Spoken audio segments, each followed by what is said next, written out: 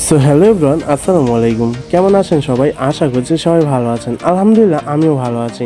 আজকের ভিডিওটিতে আমি শেয়ার করব আমি বাস লাভার কীভাবে হলাম। আই টেল ইউ ফার্স্ট, ভিডিওটি জাস্ট এমনি বানালাম। তো চলেন বন্ধুরা, কথা না বলে আমি কথাগুলো বলি, আমি যে কথাগুলো বলতে চাই। সময়টা ছিল 2017। তখন আমার সামনে দিয়ে কোনো বাস গেলে শুধু মনে হতো, উফ কত সুন্দর জিনিস। ইভেন আব্বুর সাথে কোথাও গেলে শুধু প্রশ্ন করতাম, বাবা এটা কী গাড়ি, কোথায় যায়, এই গাড়ির দাম কত। তখন বাবা আমাকে যতটুকু সম্ভব যতটুকু জানে তিনি আমাকে বলতেন যে এই গাড়ি এরকম এরকম জায়গায় যায়, ভাড়া এরকম নেই, সার্ভিস এমন দেয়, এই গাড়ির দাম এরকম, যতটুকু জানেন তিনি ততটুকু আমাকে বলতেন। পরে ফোন কিনলাম 2018 সালে। তখন খালি মনে চাইতো যে বাসের ভিডিও করতে মন চাচ্ছে, কত সুন্দর বাস। আর তখন ইউটিউব, ফেসবুক আর টিকটকে আমি যে ইউজ করতাম, আমার সামনে বাস রিলেটেড কিছুই আসতো না, চোখে পড়তো না। তারপর একদিন ফোন বের করেই ফেললাম। তো ফোন বের করে ভিডিও করছি, বাসের সামনে একটা বাস আসছিল, সেটাও আবার লোকাল ছিল। যাই হোক, বাস ভালো লাগে সেই জন্য করলাম আর কি, ভিডিও করা শুরু করি। তখন বাসের ড্রাইভার লাইট অন করছে, গাড়ির লাইট অন করে আমাকে হাত দিয়ে ইশারা দিচ্ছে, এবং স্টাফ ভাই বললো যে বাস লাভার নাকি, কিছুই তো বুঝলাম না, এটা আবার কি জিনিস। এরপর একদিন সাহস করে চলে গেলাম বাইপাইল। আমাদের এদিকে একটা জায়গার নাম আছে, আমি যেহেতু ঢাকায় থাকি তো বাইপাইল এদিকে উত্তরবঙ্গের গাড়িগুলো থাকে, চলাচল করে। তো একদিন সাহস করে চলে গেলাম। তো বাইপাইল ওভারব্রিজে লুকিয়ে লুকিয়ে ভিডিও করতাম, পরে রাস্তার পাশে লেনে দাঁড়িয়ে ভিডিও করতাম, তাও আবার লুকিয়ে লুকিয়ে। কিন্তু ড্রাইভার ভাইরা আমাকে লাইট জ্বালিয়ে রেসপন্স করতো, তখন লজ্জা পাইতাম যে ড্রাইভার ভাই আমাকে দেখে ফেললো। ভাবতাম এটা কেমন নেশা, বাসের প্রতি ভালোবাসা, পাগল নাকি আমি, এটাই ভাবতাম। এরপর একদিন ইউটিউবে সার্চ করলাম যে বাস ভিডিও, তখন দেখলাম অনেক অনেক বাসের ভিডিও আসছে আমার সামনে। স্কুল থেকে এসে সারাদিন বাসের ভিডিও দেখতাম। বাস লাভার কি তখন আমি জানতাম না।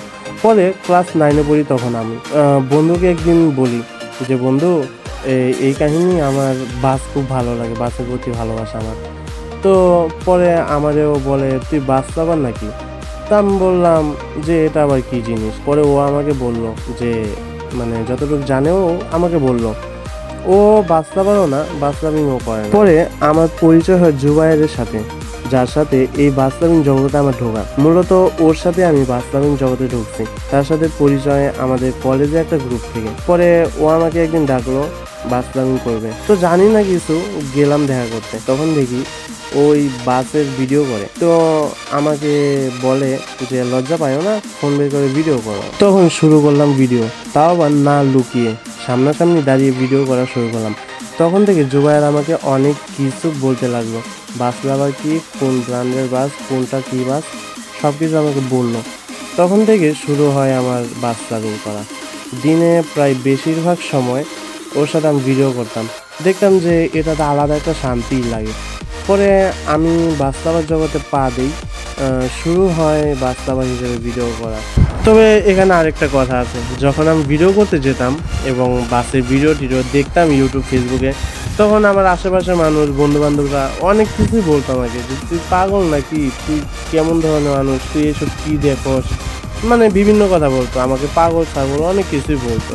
তো দেখতাম যে না, ভিডিও করে যেহেতু মজা পাই, ওদের কথা আমার গায়ে বাঁধতো না। যাই হোক, এক পর্যায়ে এরকম ভিডিও করতে করতে কত পাইলট এবং কত স্টাফের সাথে যে পরিচয় হয়েছে বলে বোঝানো যাবে না, শেষ করা যাবে না বলে। তখন আমি বুঝতে পারলাম যে আমি একজন বাস প্রেমিক প্লাস বাস লাভার। তো এই ছিল আমার কিছু কথা, আমি কীভাবে বাস লাভার হলাম। তো ধন্যবাদ বন্ধুরা এতক্ষণ আমার সাথে থাকার জন্য। স্পেশালি ধন্যবাদ জানাচ্ছি জুবায়েরকে, যার সাথে আমি দিনের বেশিরভাগ সময় কাটাতাম এবং যার মাধ্যমে আমি এই বাস লাভিং জগতে ঢুকেছি।